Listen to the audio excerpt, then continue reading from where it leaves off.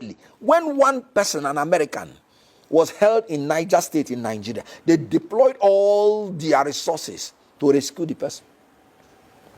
In Nigeria, you're rather taking resources away from where the insurgents are operating to take them to another place. Zulum said the resources that are needed to fight Boko Haram is being taken away to Northwest. And that is why the insurgency is resurfacing. Why didn't you use that money that you want that you used to buy your private jet? Why didn't you use it to buy those resources you need for the Northwest, at least as a matter of priority, to prioritize the life and welfare of your citizens? You can still get a private jet when things are sorted out. Why would it be your first priority? After you're removing fuel subsidy, that people are paying 1,000 naira plus for what they were paying 100 naira plus. And you're telling me it was a wise thing you removed subsidy. No, it was a wicked thing. It was not a demonstration of wisdom. It was a demonstration of wickedness. Because people that were earning 30,000 and you increase this fuel first before increasing their salary, how would they survive? So it is not anything secret that we have more malnourished children in Nigeria now than in war-torn Sudan. It was as a result of the wicked policies of making transportation unaffordable. Farmers cannot go to farm because of insecurity.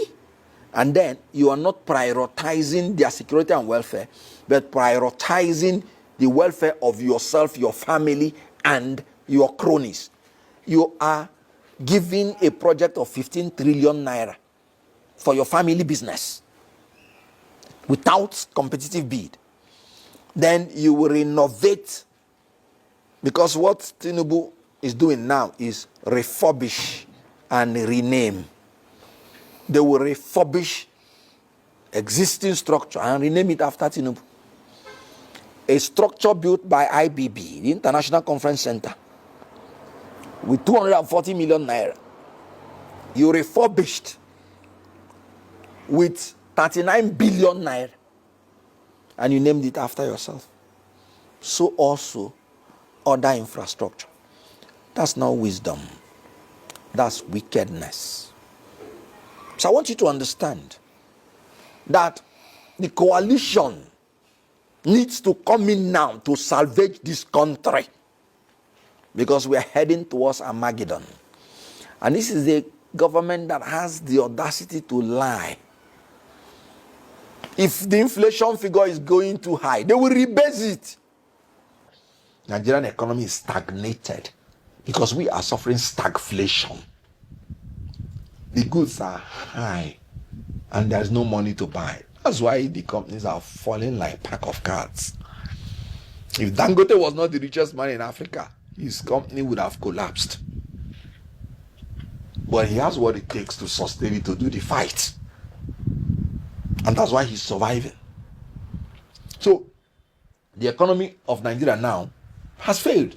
You will soon see it. Can you imagine Tinubu is saying he inherited a near collapse economy? Assuming another president comes in now and is inheriting the indices of Tinubu, that is a collapsed economy. Because you, Tinubu, inherited 77 trillion naira in national debt. He's going to inherit 150 trillion naira in national debt. Which one is collapsible more than the other? You, Tinubu, inherited 195 naira PMS per liter.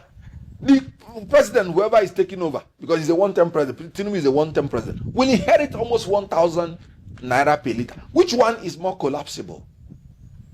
In security, in economy, in respect for rule of law? Zero. And you're saying you inherited a near. When you want to make such statement, wait. When you have improved on what you met, that's when you can make such statement. But when it is worse, sorry, you're part of the problem, not part of the solution. Why do you say he's a one-term president? Of course now. Who is he? Has an option of running for a second term. Okay. You want me to take it geopolitical zone by geopolitical zone? Okay. Let me start from southeast. whoever is from the Southeast and votes again for this president is not a true son of the Southeast. And I say this without any reservation. Why do I say this? Already, the Southeast people are feeling marginalized because they have only 5 states. And you can imagine this president that is so mean that he gave us only 2 ministers. We're entitled to 5 ministers by the Constitution. 2 ministers. Minister of Science, Minister of Works. That's all. When this government came in, we had 4 ministers. In other places, he changed ministers. He replaced it with ministers. He changed 2 of our ministers and did not give us ministers again. We had the Minister of Women Affairs in Anambra State. Tinubu took it and did not replace it with another minister. Don't tell me Minister of State. I've told you, Minister of State is an assistant to the Minister of Foreign Affairs. Is one Yusuf. Is Honorable Yusuf Tuga. That's the Minister of Foreign Affairs. So Anambra State now has no substantive minister. We took our Minister of Industry and Trade from Abia. Is it Abia or Imo? Did not replace it. Don't give me that thing about Minister of State, because the Minister of Finance today is Wole Edu. So when the opportunity came for the Abia Minister of State to be promoted to substantive Minister of Labor, because the substantive minister went back to the Senate, rejecting to be a minister, preferred to be a senator. He knows why. No, he did not even allow the Honorable Nkechi become a Honorable Nkiru to become a full-fledged minister. Why? Because of hatred for Ndigo. Absolute. When he was campaigning, when he was doing his primary, he did not go to Southeast. He rather, when he finishes other zones he thought was important, now came to Abuja and say they should all come and see him. When he was campaigning, he said the Southeast will have soaked slice of bread. That's what they will get from. Not slice of bread, though. No. The one that is so light, you won't see it except it is soaked. To tell you the level of marginalization. After the election, he said, these people came to Lagos when they were 12 years and they didn't support us. So he had the mind to emasculate and finish the Southeast. And on top of it, he went for a Muslim ticket. Southeast, they are 99.9% Christians. So whoever is choosing a Muslim ticket do not have any intention to have them in the presidency for any reason. And that is why I'm saying anybody from the Southeast that is supporting Tinubu, you are an enemy. You're not a Southeast indigene. No, politics is about whoever is trying to finish your people and you're supporting the person, you are complicit. You're complicit. So, ethnically, religiously, Tinubu has excluded us from the scheme of things. And then you're telling me from the Southeast. Now, the Muslim ticket, look at how it's affecting Nigeria. Even the Muslim clerics from the north have come out to say we were duped and that they will never support same-faith ticket again. Look at how it's affecting the image of Nigeria, both abroad and in Nigeria. The Christian nations are now saying it that the Christians are persecuted. The Christians are being slaughtered. And let me tell you, they might not tell you that openly, but it's because of the Muslim ticket. Because I know it. If you ask me, I'll say everybody in Nigeria is suffering insecurity problem. But when they see that Christians are more than 50% of the population, and you're doing Muslim ticket, you will see Christian people saying, no, these people must have been traumatized. And all that. That's why people like Atiku Abubakar. That's why they are insisting that our diversity would be respected. I'll tell you something that you may have not known. Part of the reason that Atiku Abubakar had not been president before now is his insistence on respecting our diversity. In 2007, when he contested for the president, he refused to choose a fellow Muslim to be his vice.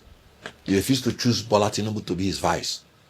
Because he said, as far as Nigeria is concerned, it must be Muslim Christian ticket. In 2015, when Buhari won in the primary election, Buhari was contemplating to choose a fellow Muslim. Buhari went to Atiku to ask for Atiku's support after the primary. Atiku told him, I will support you on one condition. You cannot choose a fellow Muslim to run. And Buhari, it was tough for him because he knew the commitment. Then after a while, he came and gave his assurance to Atiku, and Atiku Abubakar supported Buhari. So, because he is exposed, he's well traveled, he understands what it means when you have such large number of Christians and you want to create the impression that they don't matter.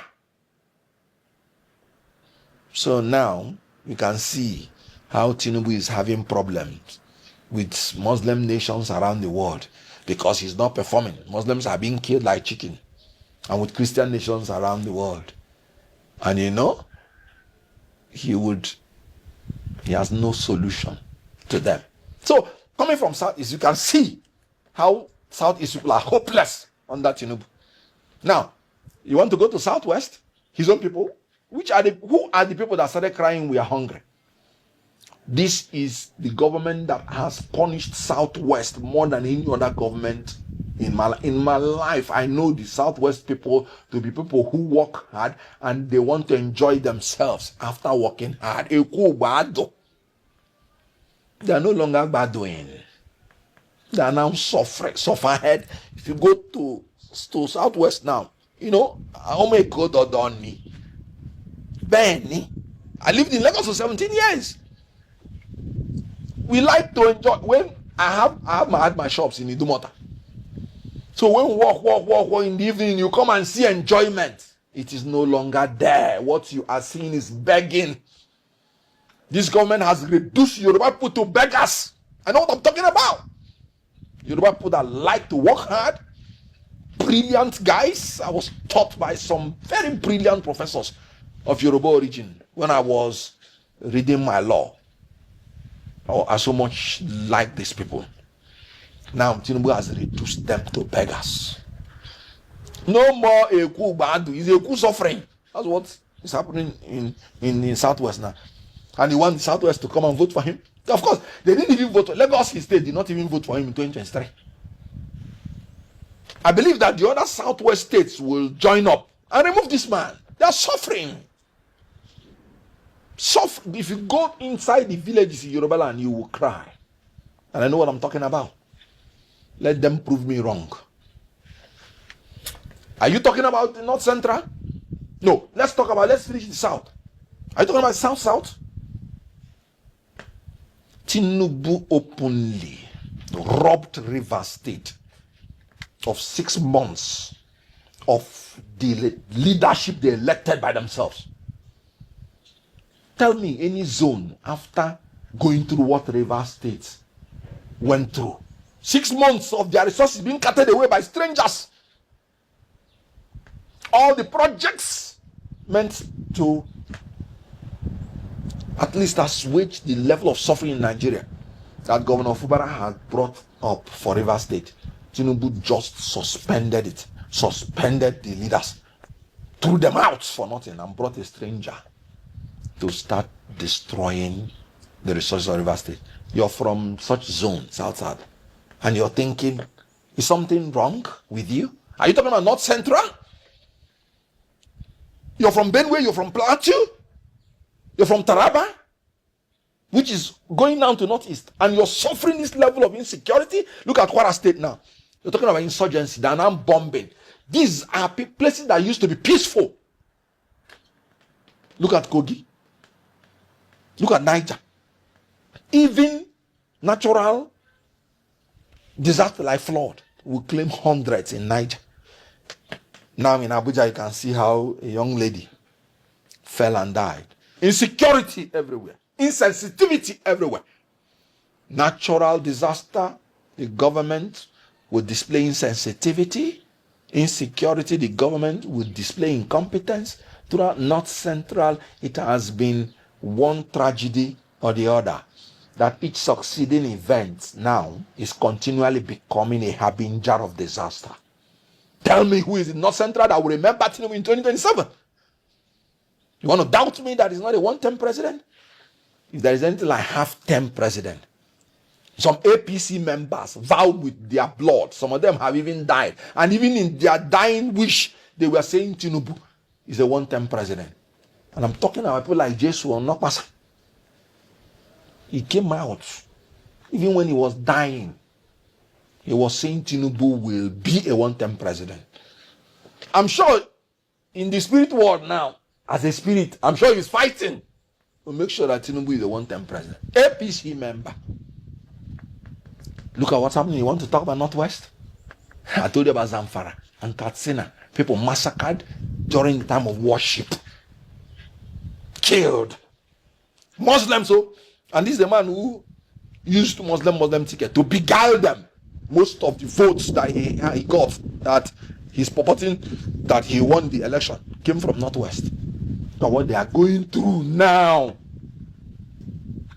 is it the Northwest that will come to support him?